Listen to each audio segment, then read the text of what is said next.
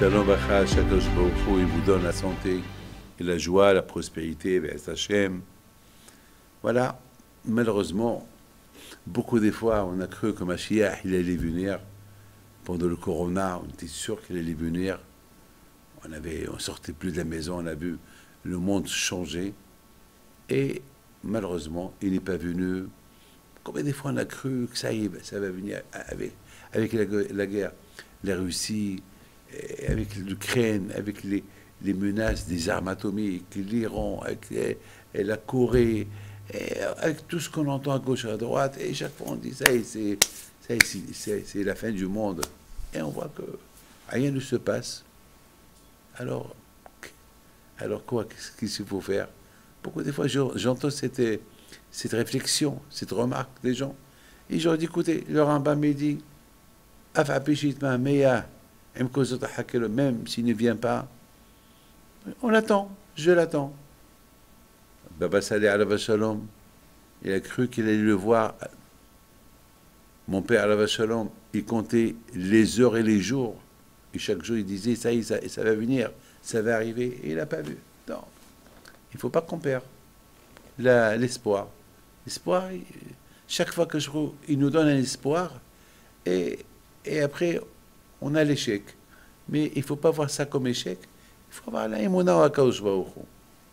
Mes amis, dans la paracha de Tetzavé, c'est écrit qu'Akadosh Baruch Hu dit à Moshe Rabbeinu de fabriquer l'huile pour le Beth Amikdash et de faire la menorah. Et la menorah n'était pas faite avec des pièces détachées. Elle a été sculptée, la menorah, d'une manière... Betzalel a pris un bloc d'or et du bloc, il a sculpté la menorah. Donc la menorah était pas faite en pièces détachées. C'est une grande chokma.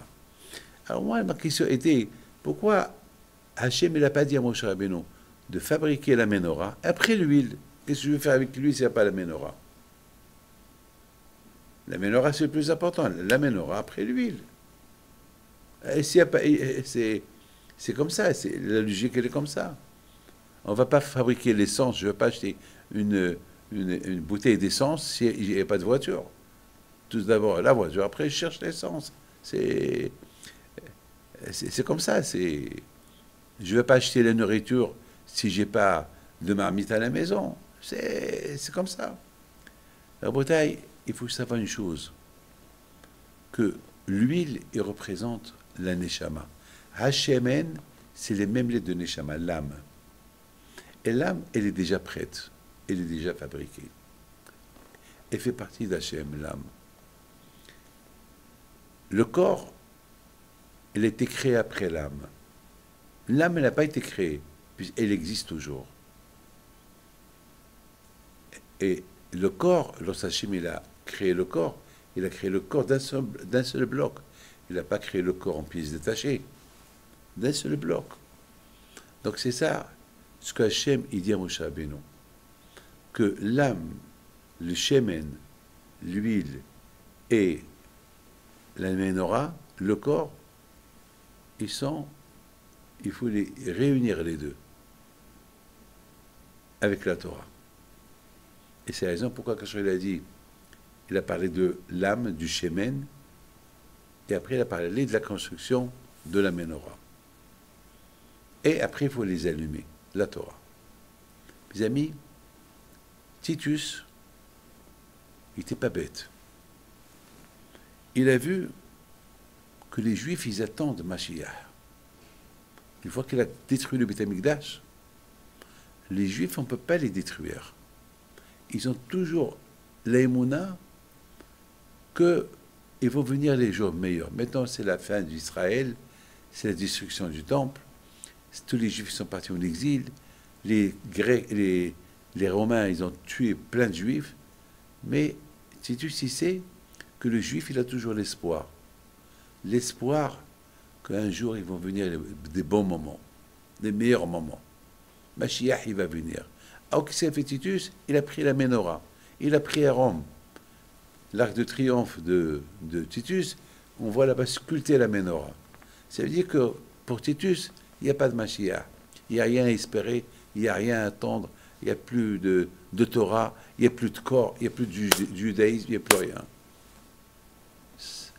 Mais Titus, il s'est trompé.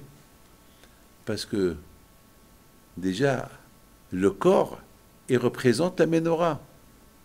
Et l'âme, qui fait partie de Dieu, qui est dans le corps juif, elle représente quoi?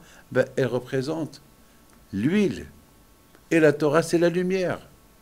Donc, moi, David Pinto, je suis et la Ménorah, avec la Neshama, et avec la Torah.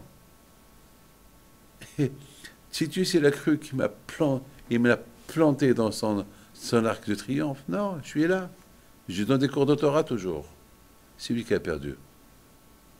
Mes amis, le Aaron HaKodesh, l'arche de l'Alliance, elle représente les secrets de la Torah. C'est pour ça qu'elle se trouve dans le Saint des Saints au Beth Amikdash.